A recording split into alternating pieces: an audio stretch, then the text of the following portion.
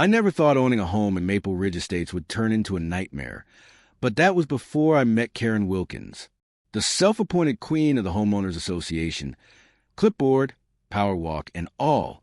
I moved in 6 months ago. Fresh start, new job, quiet neighborhood. And within days, she had a running list of my violations. My hedges, 2 inches too high. Mailbox, not the exact shade of Maple Ridge mahogany.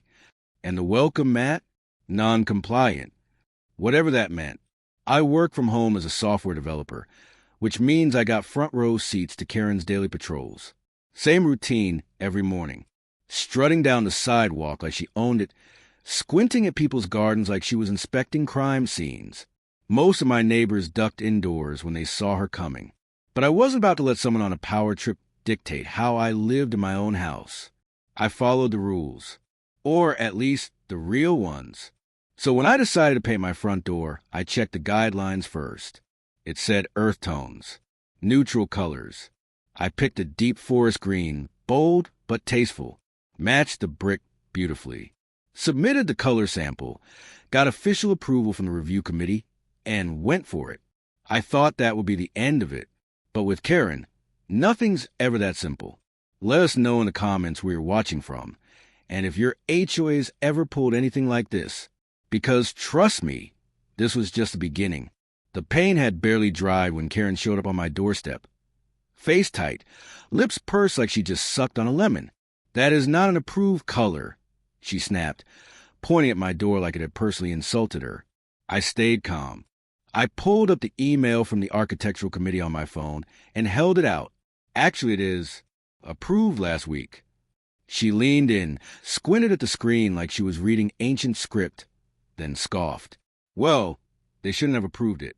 It's too bold. Disrupts the flow of the street. I bit the inside of my cheek and counted backward from 10. I appreciate your concern, but I went through the proper channels.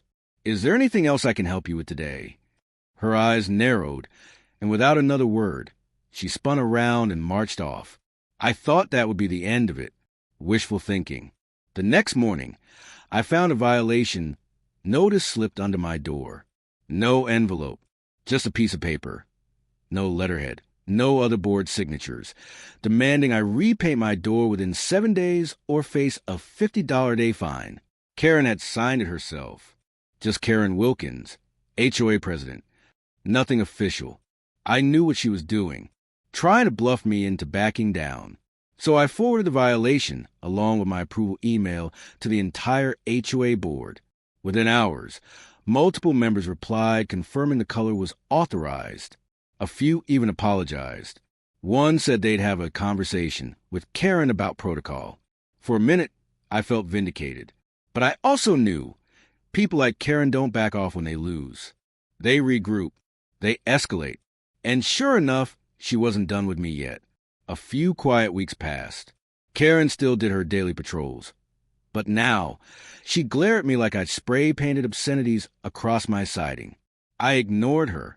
Figured maybe, just maybe, she'd gotten the message. Then came the rose bushes. I'd planted a neat row of yellow roses along the side of my yard. Nothing extravagant. Just something cheerful to fill the empty space. And yes, before you ask, I checked the guidelines again. Roses were explicitly listed as permitted landscaping. The next morning, I went outside with my coffee and froze. Every bush had been cut down, slashed at the base, torn apart, not even a stray petal left behind. I felt sick. Then I remembered the cameras. I'd installed them after the front door incident, just in case. And there it was, plain as day. Karen, in the early morning, dressed in black like she was running some midnight op, snipping away at my roses with garden shears, one by one, like she was pruning a crime scene. I didn't go to her. I didn't yell. I invited 2 HOA board members over that evening, showed them the footage, let them react without a word. They were stunned, actually speechless. One kept shaking his head, mumbling, "What the hell is wrong with her?" They promised to bring it up at the next meeting. And they did. Karen was issued a formal warning and told to reimburse me for the plants. It should have been the turning point. A wake-up call. But for Karen, it only meant one thing: she wasn't going far enough. The roses were her warning shot. What came next was something I never imagined she'd be bold enough or reckless enough to try. I had to leave town for a week. Conference in San Diego. Not a vacation, just work. But I didn't want to risk anything while I was gone, so I asked my neighbor Jordan to keep an eye on things. Water the new roses. Grab the mail. I even showed him the camera setup, just in case. Everything seemed fine at first. We do a quick check-in call each evening. Him standing out front, giving me the rundown, nothing major. Until day 5. That's when he called, sounding panicked.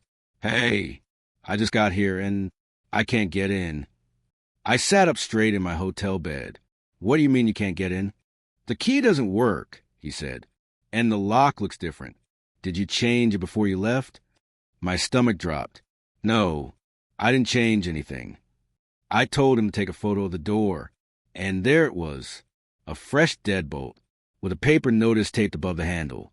Not HOA letterhead, just another one of Karen's self-made violation slips. This one claimed I'd made unauthorized exterior modifications, which I hadn't, and that the HOA had secured the property in my absence.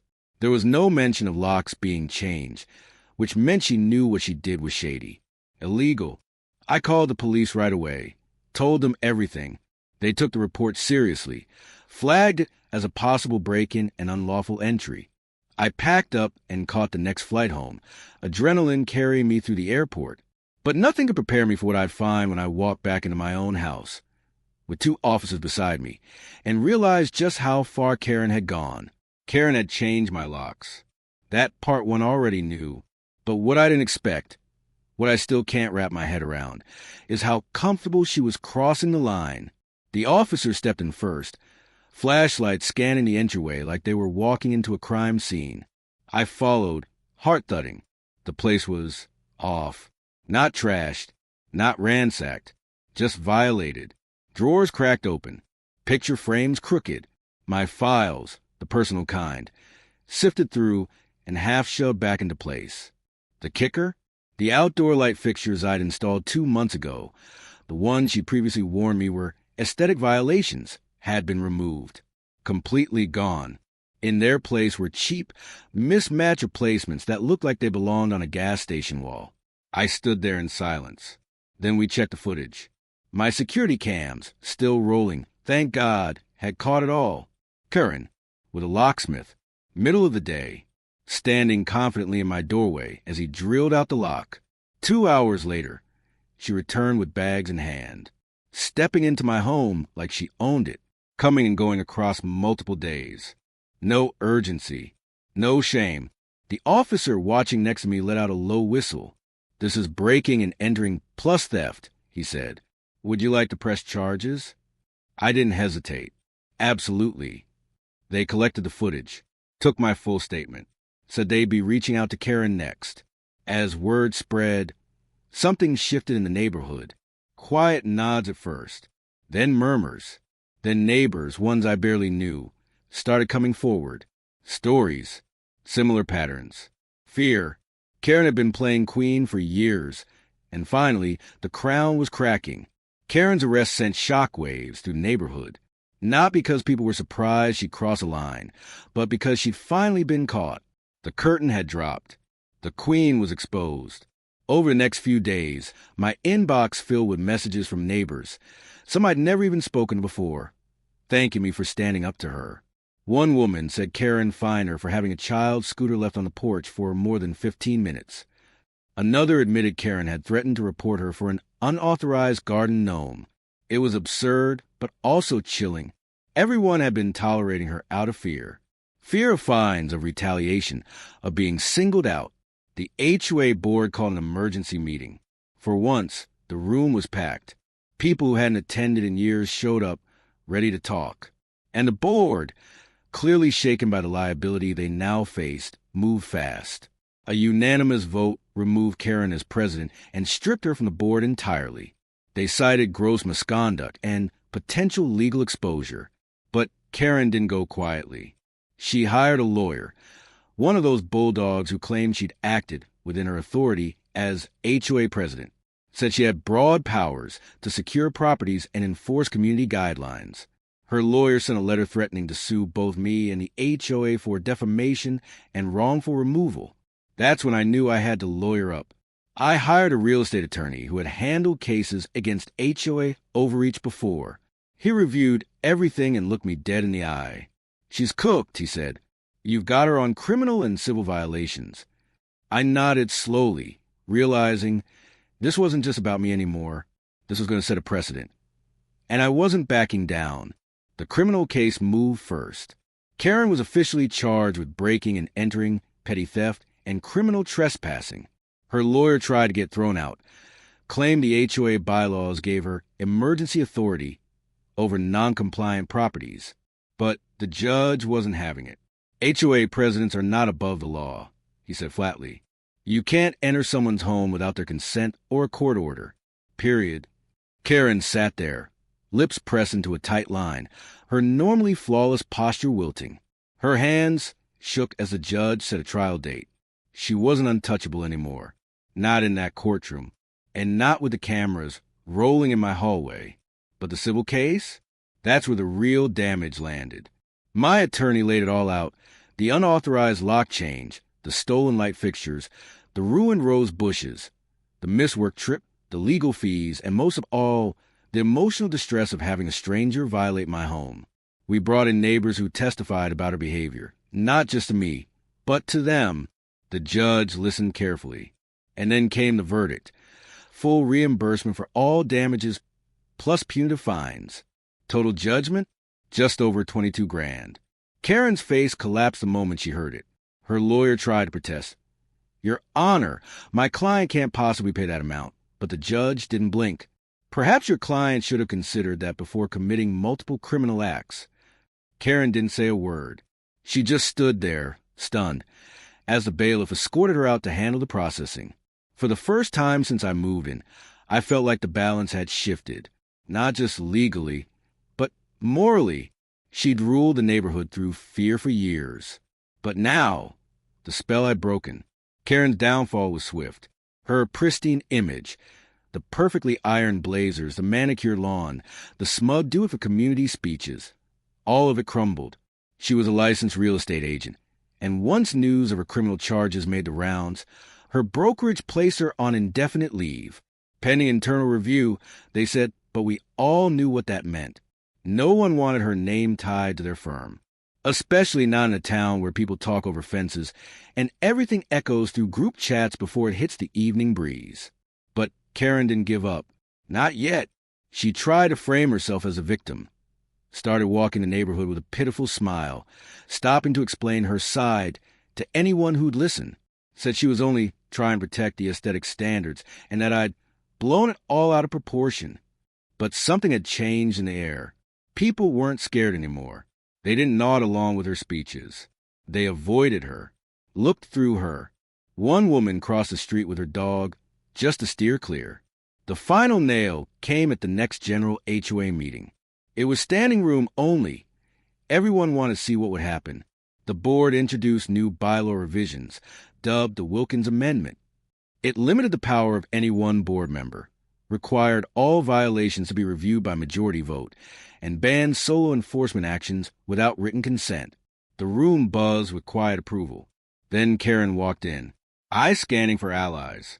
But there were none, just silence.